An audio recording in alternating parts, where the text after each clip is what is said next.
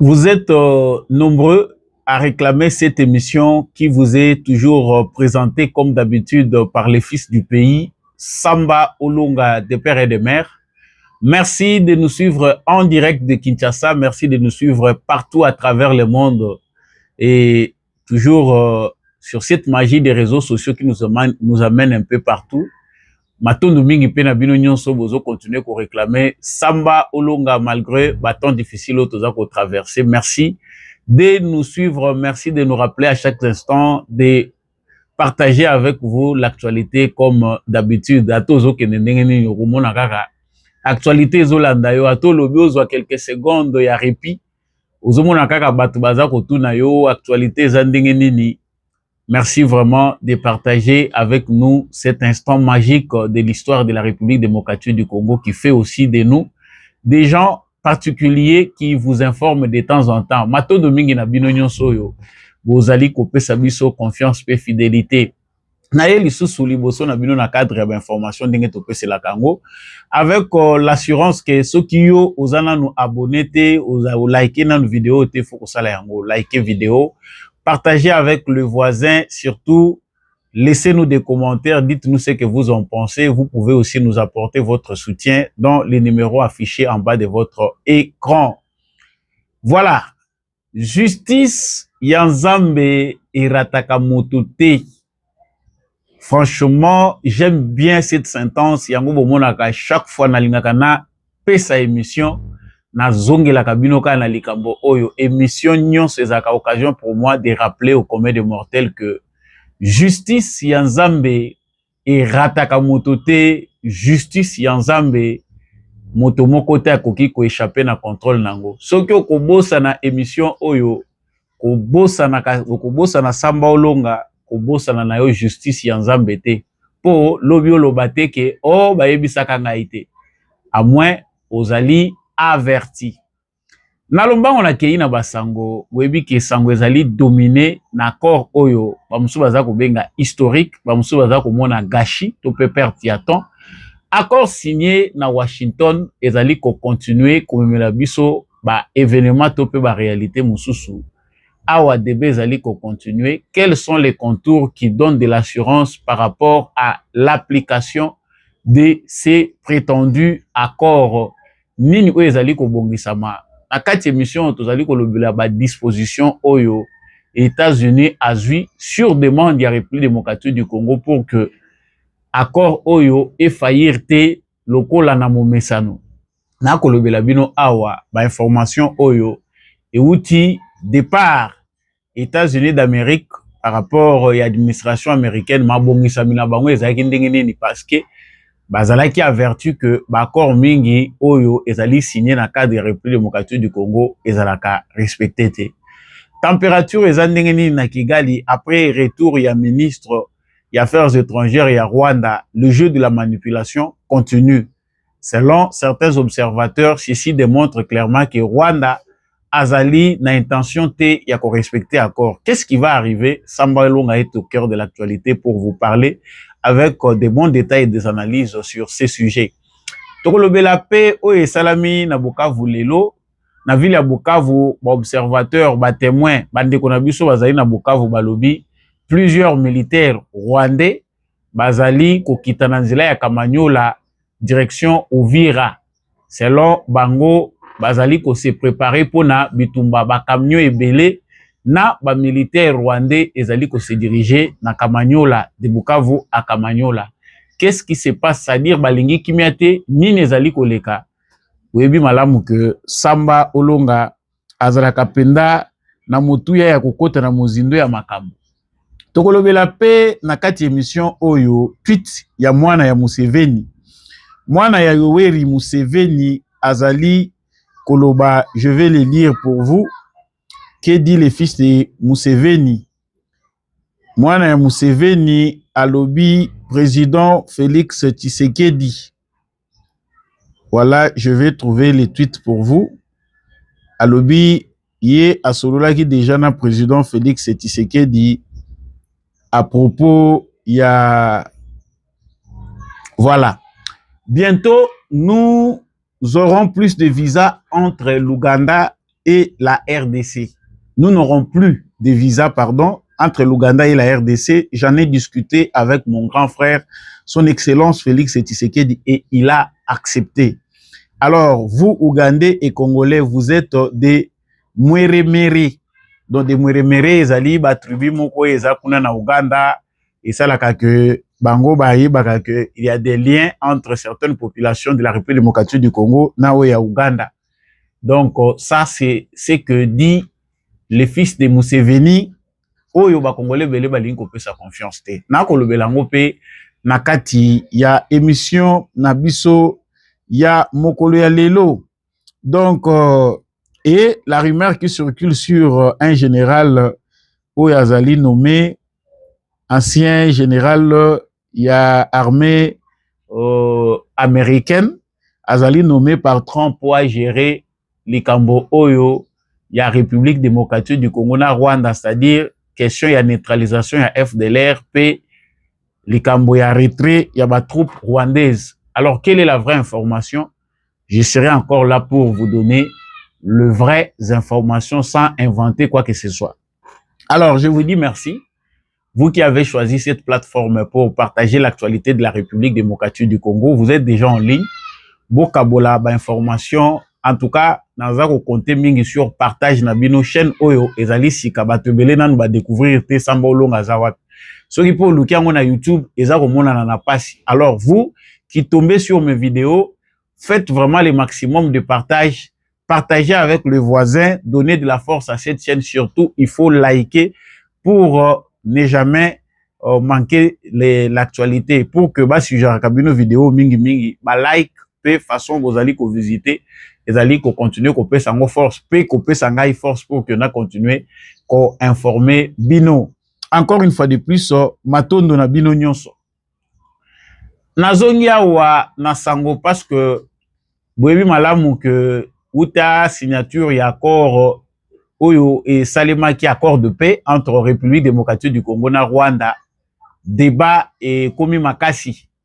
Même si une certaine catégorie de Congolais ou ba Congolais oyo bazali influencé teto manipulé, bazali ko comprendre quintessence et accord wana de paix signé le 27 juin na Washington.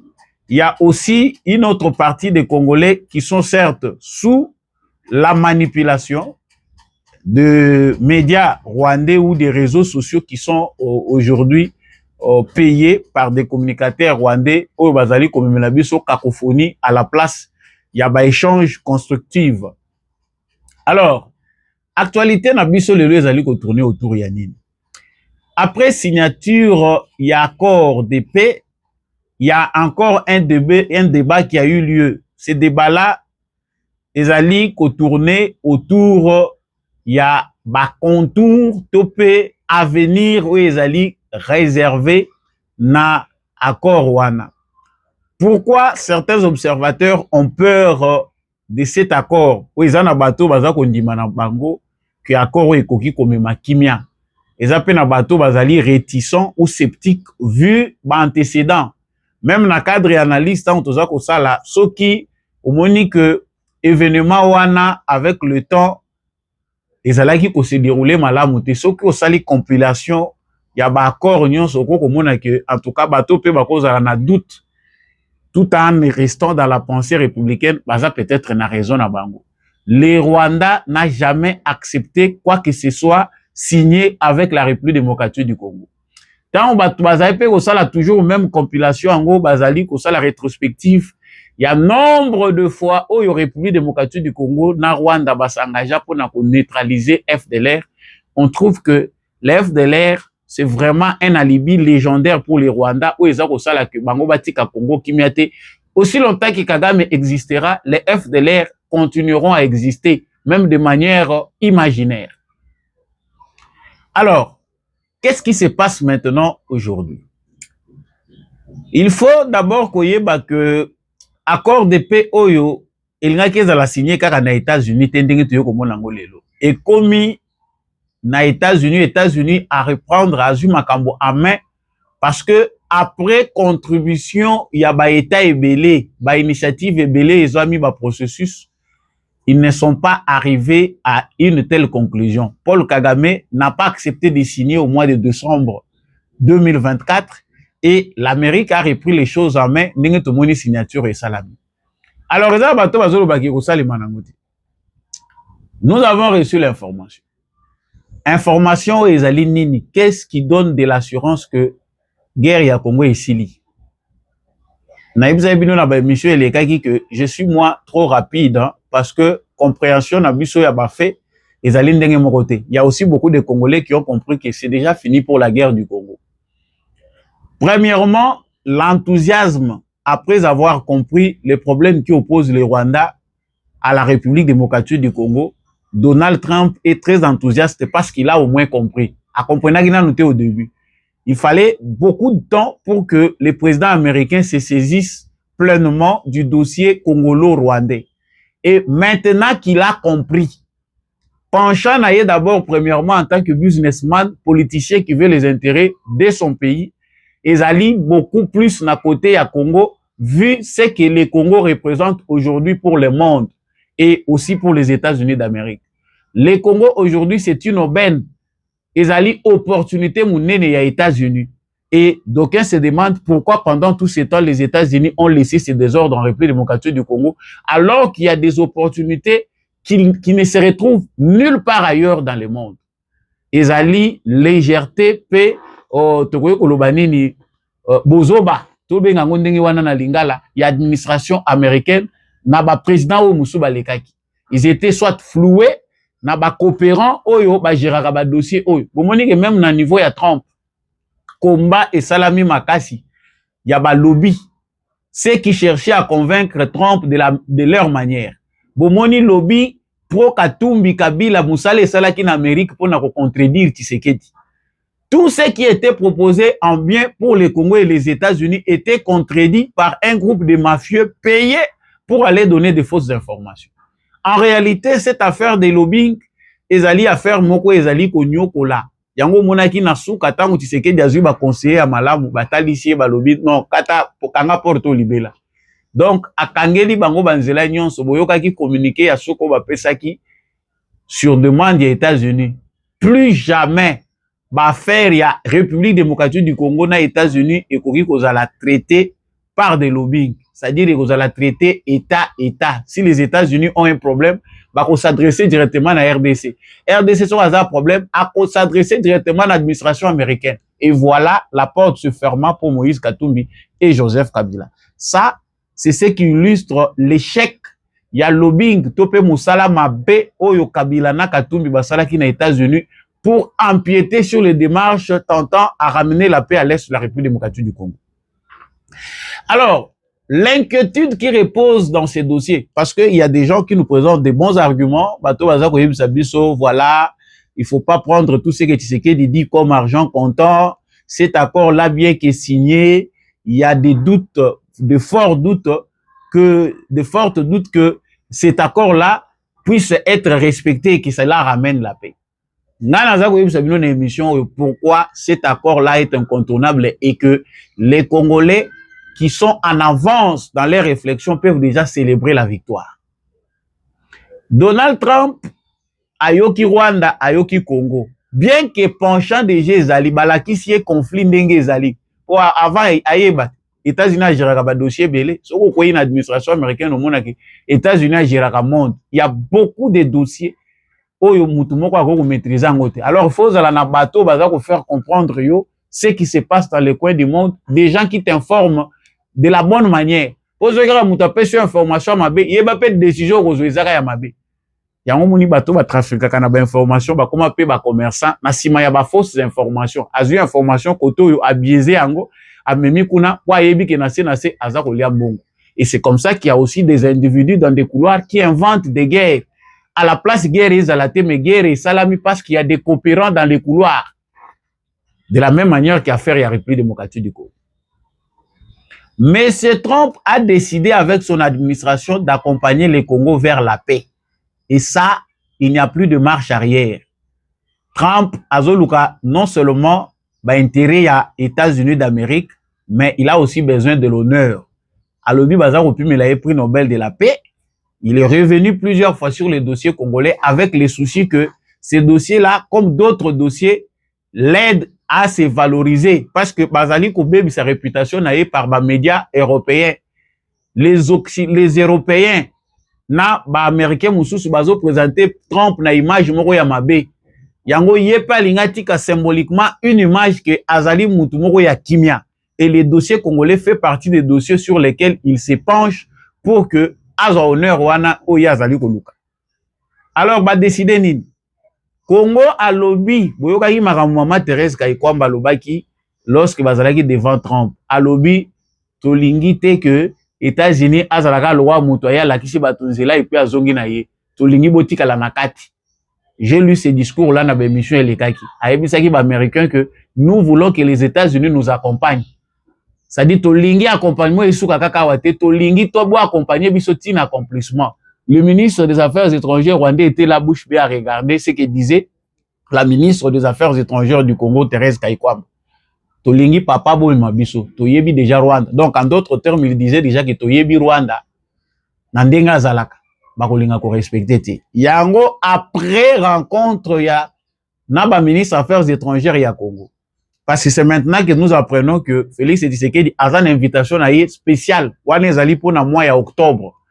Invité à Donald Trump. Je faisais une discussion avec quelqu'un qui me disait que non, Tshisekedi azo kendeka na cadre et accord ndenge ba bengisi bango nyonso batu ba participer ki na accord. Non. N'oubliez pas que la RDC a son deal proposé par Tshisekedi avec les États-Unis d'Amérique qui n'a rien à voir avec l'accord de paix. Seulement que le Congo s'est positionné stratégiquement dans cette offre avec les États-Unis pour obtenir aussi la paix. Donc, ezali na aspect mi baleo batu balingi ko ignorer. Bato balingi bazana tendance à manipuler biso ba congolais bazozwa nyonso batina kitunga moko. Il y a un aspect économique où le Congo alingi a profiter na ordre des États-Unis, soki ba américain ba koki ko investir na makambo etali ba minerais critiques na est ya Congo bazu ba intérêt na bango, le Congo peut aussi marcher dans la paix et profiter d'une certaine ouverture. Et de l'autre côté, on peut stopper l'hémorragie rwandaise. Le Rwanda qui a été utilisé, ils ont battu belé bazar au pesa Tshisekedi ba intention ils a été à brader ba minerais et pour ça la nuit. Tshisekedi quand il brade les minerais chez les Américains maintenant il fait quoi? Nous savons tous que toyebi keza nango diplomatie tozo mela maloba. Mais les Kamboyo source nango ezape Amérique. Batu ba fabriquer Kagame bazape les États-Unis. Mais tokutani na mutu moko aza spécial, c'est Donald Trump. Pour na bateau, ba yebi ndenge nini kwa manipuler ba relation d'époque na ye, ils obtiennent le bien pour leur peuple, pas pour les individus. Yango Trump a tiré commission moko en place. C'est là maintenant l'information. Commission wana mutazali ko piloter yango d'abord premièrement ezali beau-frère na ye wana Massad Boulot. Oya yaki a beau-frère kutute mais tolo bandenge nini beau-père ya mwana na ye. Aye, Moutouana ye awa à comprendre ce qui se passe. Enjeu géopolitique, il y a Grand Lac. Comme une maîtrise nango grâce à Moutouana. Alors, pour que ceci s'applique, il faut s'imposer. Yango Trump a chargé yi. Baza ko travailler dans l'administration américaine. Le rumeur qui circule concernant que signé ezali na Moutoumoko Oyo Trump a poni un ancien général à travailler na CIA et autres. Oui, c'est vrai, mais on n'a pas encore désigné Moutouana ndenge bango bazolobe. Il y a déjà une équipe qui travaille sur la mise en application de l'accord de paix entre les Congo et le Rwanda. Équipe stratégique wana eza ko répondre na pression pe demande congolaise pour qu'il y ait un grand suivi pour Rwanda à respecter makambo eza koleka. Yango lokola déjà information ici fuité na niveau ya ba américain et que notre équipe congolaise oyo baza kuna basi bayoki awa lokola biso to bomba kate ba bwaki ndo moni batu ba lokoti ba pesha ngo pe forme nango ba lobi non voilà et il y a déjà un général qui est nommé azali na charge ya neutralisation à FDLR pe retrait à ba troupes rwandaises. Non, c'est pas ça.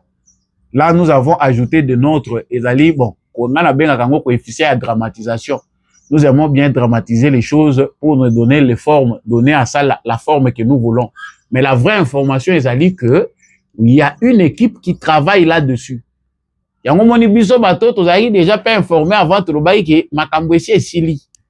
Que les Rwandais ne confondent pas époque où ils ont manipulé les choses. Vous voyez que Tshisekedi a fait un sérieux travail. Travail à Tshisekedi na minute oyo asali et comme produire fruit nango. Ce travail diplomatique a déboulonné Paul Kagame. Ce travail-là a affaibli l'influence de Paul Kagame dans le monde. Partout à Zakokende, les gens maintenant ont peur de traiter avec Kagame publiquement parce qu'ils savent que il est déjà présenté comme un criminel. Tshisekedi a fait ce travail-là pour abebisana nous partout dans Mukili. Et bisiko basuki na ye, quand les gens disent que non, les Rwandais gagnent, les Rwandais ont l'opportunité. Il y a un opposant rwandais, même si nous condamnons ces opposants-là rwandais, bon, certains ne s'assument pas. C'est le temps d'élever vos voix. Qui dit à Donald Trump que dans le moment où Tozali, il n'y a plus grand-chose. Il faut comprendre que cet accord-là de paix, pour que ça soit bien appliqué, il faut que Kagame ne soit plus là. Et effectivement, c'est ça le travail que les opposants rwandais devaient faire dans les couloirs diplomatiques. Faites comprendre aux Américains que le vrai problème de la région des Grands Lacs, le vrai problème à l'est du Congo, se résume à M. Paul Kagame. Les Congolais, certes, ont leurs problèmes à l'intérieur. Ces problèmes-là sont aussi corollaires aux problèmes que Kagame a créés, l'émissaire des Occidentaux pour déstabiliser la région des Grands Lacs. Mais si aujourd'hui on retirait Kagame entre les Congolais, l'autorité de l'État va se réinstaller. Les Congolais finiront par s'entendre. Les enfants nés dans la guerre, les jeunes qui sont manipulés aujourd'hui trouveront une voie de sortie. Exemple, Félix Tshisekedi, depuis qu'il est au pouvoir, il y a beaucoup de groupes armés qui ont quitté des hostilités, qui ont rejoint aujourd'hui l'armée, qui travaillent derrière l'armée congolaise pour buter l'ennemi dehors. Et ça dit déjà un groupe armé belé zada kosala musala nango. C'est ce qui démontre que si aujourd'hui les Congolais restent entre eux et qu'il n'y a pas l'influence rwando-ougandaise et celle des autres pays, les Congolais vont s'organiser d'eux-mêmes. Ça va finir par s'arranger. Alors des gens qui disent non, au Moni, les problèmes congolais, c'est un problème et ce n'est pas Kagame. Il y a des gens qui ont même amené des théories pour dédouaner Kagame. Ok, vous voulez dédouaner Kagame, qu'il sorte du Congo, les problèmes congolais seront résolus par les Congolais. Vous verrez que bateau bazako chama kelelo yo, bazako linga kobimisa opposition moko inutile, ils ne sont même pas 1% de la population congolaise. Donc, c'est ça la vraie information qui rassure et domine tout. Monsieur Paul Kagame, il faut aïeba que il n'y a plus de temps pour blaguer. Ceux qui disent là de l'armée, Trump ne blague pas. Baza déjà prêt avec tous les moyens disponibles. Ce réseau senga que ba bimisa bibundeli ya likolo ba kobimisa ngo. Basi ba goûter, ba moni miel ndenge ezali. Ba yebi. O ne makamna zolo bozo pesa batu mususu pasi. Ah, moni bino bondimi mboka nyonso ekende ba américain bazwa. Moi, si c'était moi, na koyebisa ba américain bozo biso nano ata momentanément. Ce qui 53e état aux États-Unis. Je l'avoue vraiment. En tout cas, pourvu que tout vivre en paix. Vie à Moutezo compter les sous-soutés pas bas Congolais. Donc, quand un Congolais meurt, ce n'est plus une information. Parce qu'on sait que chaque jour, il meurt pour n'importe quel problème. Congolais, azo kufa na ngungi, azo kufa na nzala, azo kufa na viol, na ba massacre, na Congolais azo kufa na forme nyonso. Et ceux qui battent Bakoufi aux autres naufrages, il y a plus de 100 personnes. Même les télévisions du monde, les chaînes internationales n'en parlent même pas. Et les qui n'ont sous silence parce que les morts du Congo ne sont plus une information. Bazokou Farabango Mingi a les conflits oubliés de l'histoire. Allez, yo, télé mais la Tshisekedi Olobi, non. Félix Tshisekedi a bradé les mines du Congo. Et tout ça, le sous moyen à ça, la autre maté, tout est parti en fumée. Paul Kagame, basi ba pesier message. C'est pas pour rien que Bachaka en premier les retraits des troupes rwandaises du territoire congolais, balobi le désengagement des forces. Bango baluka ki terme moko caché on dirait to yebate. Le désengagement des forces, les FDLR batikali ko menacer Rwanda et pas imokoté. Mutumbatu batikali ko kufa na Rwanda te que FDLR mutabomi bango bazati. On commence par les retraits, bo misana no ba militaire na bino. yango bayebisi ye bazosenga réouverture immédiate ya aéroport Goma, Bukavu ou ya Kavumu ezali priorité opérationnelle. Roi bango balobi ke oyebi côté ba piéger Kagame tant balobi ke il faut aide humanitaire ezala déployer na bazone wana nyonso. Balobi les avions vont maintenant commencer à atterrir avec l'aval du gouvernement congolais. Balobi ouverture humanitaire. Et c'est allez, banyangala kato bango pe côté bavandaki balobi te to profiter to banda sikoyo kotondi sebele. Au moment où je parle, on donne une information ce matin balobi que na Bukavu, il y a des militaires rwandais qui sont encore nombreux, bazali ko se diriger na Kamanyola pour bakende na nini na Uvira, destination ezali Uvira, ils sont prêts à se bagarrer. Botika na bino ko s'inquiéter. Même milimo mabeso bazoko benga nango agitation ezalaka ya makasi kutu. C'est ça le problème là-bas, ce qui se passe. Bande kwa Bukavu na Goma, mettez-vous à l'abri, soyez calmes. Ils vont finir par partir. Nous ne disons pas ça comme des fables, mais ça dure parce que c'est la dernière fois. Kobima oba Rwandais bazo bima sur le sol congolais, eza ya libela to connaître yango lisusu te. To bango bazako s'entêter bayebi qu'ils ont tout perdu. Le militaire qu'on vous montre là, ezali cher à canon.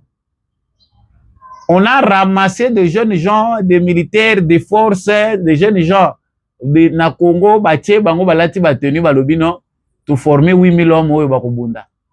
Et que oyoki bango ba M23 ceux qui ba M23 balobi que et que Tshisekedi ne se trompe pas, s'il a signé l'accord avec le Rwanda, les Congolais, nous sommes Congolais, nous allons rester ici. Nous avons une armée plus que les FARDC. Bon, Rwanda zo kende botika la kaka botil matota bilu. Parce que Kagame n'a plus de raison de garder ses militaires au Congo. Il a seulement juste une stratégie de vouloir créer un grand désordre pour gagner plus de temps. Ça dit problème est comme problème au pona Kagame le sambo na bango ezali que ils ont même 2 ans application et accord. Mais ayebi ba américain bien te basi ba lié timing. Les anglophones marchent avec le temps. Bango le temps presse. Na octobre makambu Tshisekedi alinga sala na Trump. Kagame ayebi angote. Il doit valer rapidement. Alors dire non les militaires bazao ke bayebi makambu zozela bango te. Tango ba ozaki bazui avion na ba militaire bazao kotinda ngo na Minembwe. Bagende ko atterrir pour ba renforcer ba Turaneo. Boyo kindenge FARDC yokisi bango son. Ça c'est le bon message. Ciel nyonso wana eza contrôlé. Soki ba monaki yango eza pété, il contrôle des aéroports pour nini Rwanda Airways. Soki Rwanda Air azoko ka ko survoler lisusu te sol nani territoire congolais. Depuis que le gouvernement congolais a eu décision que avion moko te à Rwanda leka. Bon moni bango ba viola lisusu. Ils ont besoin de l'autorisation à partir du Congo pour bas survoler. Autant aux heures qu'on survoler na ndenga moyibi et puis paralyser la société na bango. Chers Congolais, c'est vrai qu'il y a des gens qui sont inquiets par rapport à ce que nous disons.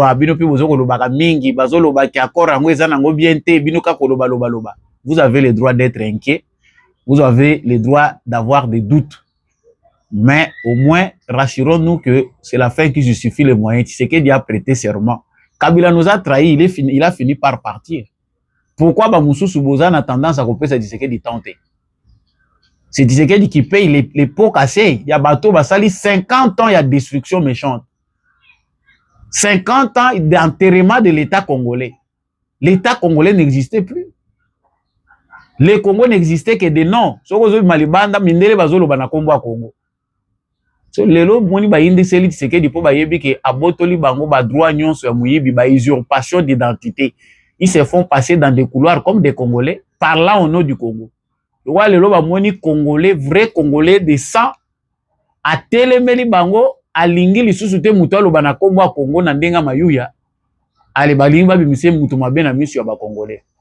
Il n'y a que les bourriques, vous excusez nga ba terme des fois et débordaka, mais il y a que les bourriques qui peuvent accepter une telle version de fait. Tshisekedi n'est pas notre ennemi. Félicitations à Martin Fayulu qui a compris que la haine ne fait pas avancer les choses. A commis, Tozoyo ka prince Pengelelo azolo balobi clairement alobi que voilà, Même ceux qui Tshisekedi a géré ma bé, même ceux qui Tshisekedi a salini ni toko kotika Tshisekedi babo maïté. Voilà maintenant la maturité. Au commis. Parce que Moussa Laurent Désiré Kabila biso to boyaki. Mais la mort de Moussa Laurent Désiré Kabila nous a coûté tous cher. Lelo prince penga comprendre. Il a fallu à côté na palais de la nation place bayambaki bango soki na cité de Loya. Amona malile ezalaka kuna kutana na grand frère na ye Tshisekedi oya banda ko benga ka Tshilombo. Ba kutani na ye à comprendre maintenant que c'est important. Je dois mener les choses. Nandenge a bien à respecter grand frère. Les pays passent avant nos intérêts. Il faut toujours avoir une pensée républicaine. Merci na bande ko nyonso bozo comprendre makambo ndenge wana. Sango yami balé. Je dois d'abord terminer na makambo donc si les Rwandais veulent violer l'accord de paix, botika bango basala o balingi basala. Nous allons comprendre après. Le militaire qui vont au front soit disant que bazana idée à kozwa ouvira ba yebe loko ezozi la bangote. C'est déjà trop tard, le temps est largement passé pour nous. Le plus important c'était que ba signer l'accord Rwanda. Maintenant, ils vont comprendre de quel chauffe on se boit. Pas de quel bois on se chauffe, mais de quel chauffe on se boit. Sango, naza osuki sanango actualité oyo ezali makambuya. Ça c'était d'abord très bon pour moi. À Boston, on voit comment indépendance ya Congo ndenge eza illuminé na ba drapeau congolais eza hissé partout, New York, Washington, Bruxelles, Ottawa. Mais le Congo fait son comeback. Mboke kufaki. Yo vandika bomoni bazo matisa drapeau ya Congo na bamboka bapaya. To vandia wa 18 ezaki swap. Ezaki wapi? Tozo mona que le Congo est de retour. Tshisekedi azako voyager par-ci par-là. Tshisekedi alekisi ba voyage mbongo. Tozalaki awa na bato bazalaki ba spécialiste ya ko compter ba voyage ya Tshisekedi. Azobima poizo mbongo a dépenser, pigeon voyageur, tout ce qu'on nous a raconté. Mais quand il y a des retombées positives, on n'en parle plus. Awa ezaka ba spécialiste ya mafinga na polémique inutile. Débat et comment le rôle ya vite imana. Pour jamais imani andimaka vita clair bien. Jamais batu ya wera bande ko ndima ya JB. Donc politique na biso tozo sala ngo débat mais na ndenge ya philosophie ya wenge. Ndenge bandeko ba yembi yango. Donc ça c'est très bon. Je termine ici avec les tweets de monsieur Muhoozi Kainerugaba, général Mwana ya Museveni. Tweet naye oyo ezali révélateur. Est-ce que c'est le début de bonnes relations? Devons-nous faire confiance à l'Ouganda? Il dit, je le cite, nenge bomoni tweet naye, bientôt nous n'aurons plus de visa entre l'Ouganda et la RDC. J'en ai discuté avec mon grand frère, son excellence Félix Tshisekedi, et il a accepté. Alors, vous, Ougandais et Congolais, vous êtes des Mweremere. Est-ce que c'est vrai ce que le fils de Museveni raconte? Que le président Félix Tshisekedi aurait accepté qu'il n'y ait plus makambuya visa entre ba Ougandais et ba Congolais. Bon, déjà nous devons comprendre que le président Félix Tshisekedi Azam Moutou ayaki na ouverture, c'est un panafricaniste, bien que à ses butés na difficulté ya ba mentalité ya ba homologue na ye président ou ya kouti na pouvoir.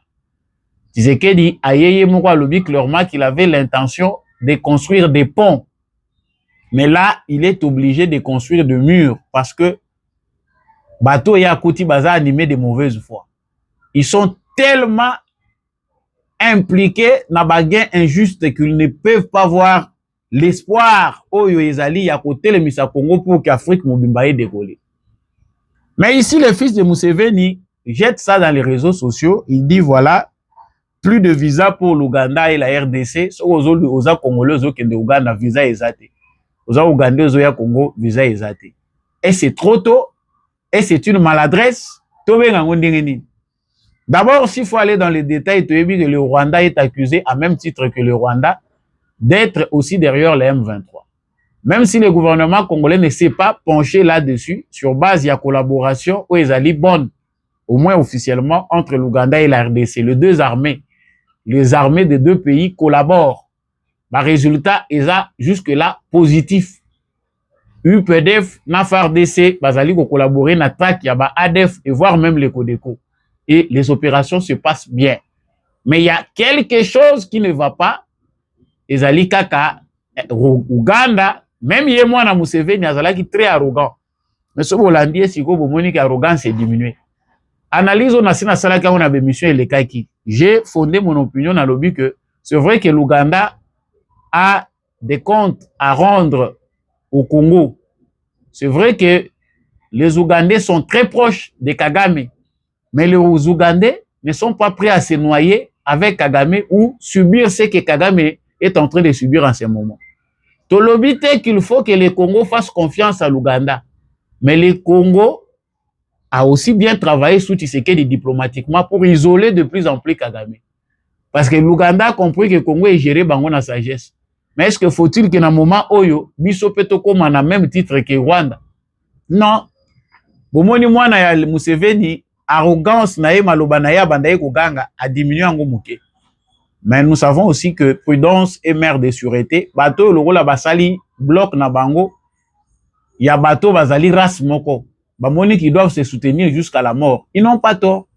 Mais toyebi que l'Ouganda de Museveni ceux qui bamoni mabe yango yo bakolinga kokufa na Kagame te.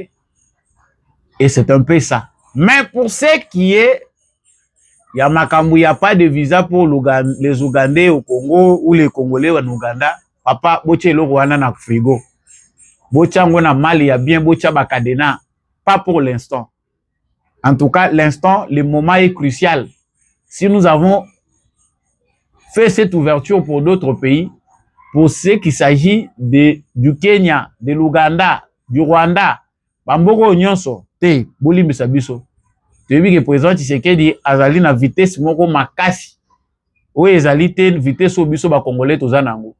Biso tozana retard, na ba mentalité na biso retard na makambo ebele. Alors faisons vraiment d'énormes efforts pour que les choses se passent de la bonne manière. Tokende ko fongola couloir te pour ba kotsa biso les sous ba infiltrer mususu. Prenons d'abord le temps de bien verrouiller nos frontières, le temps de bien réformer notre système. Hein? Système na biso ya migration, ba frontière ezali poreuse, malléable. Bato na biso ya direction générale ya migration, bazana na makambo ebele singeli ba réapprendre. Il faut service wana et fonctionner convenablement avant de fongola ba frontière na biso na qui que ce soit. Donc il faut pas mettre la charrue avant le bœuf. Émission ekomi na suka. Samba Olonga, boyebi que aya kana ba détails importants. Merci à tous ceux qui continuent à m'encourager. On est vraiment dans la lassitude, de fatigue et kotibiso moi mingi. Tozolo ba pe mingi, makamu pe ezali ebele ba réalité à vie pe eza ko rattraper biso. Vous voulez soutenir cette émission, le numéro bancaire est en bas de votre écran pour que vous faire avancer l'émission. Vous pouvez aussi appeler mon numéro qui est en bas pour d'autres voies si possible. Merci à vous de nous avoir suivis. Merci à l'équipe technique qui m'a accompagné. Je remercie également l'homme de la vérité des urnes, Jean-Louis Timbalanga. Merci à papa Michel Lumakaso. Merci à papa Boniface Mpunga, papa Maurice Kikangala. Merci à maman Bilbilonda, maman Lisette Mombendu, maman Anima Samba, maman Rose Surikari. Pe bandeko nyonso bosungaka Samba Olonga. Bon continuer ko sala yango. Ngai na bino na banza to kokutana na émission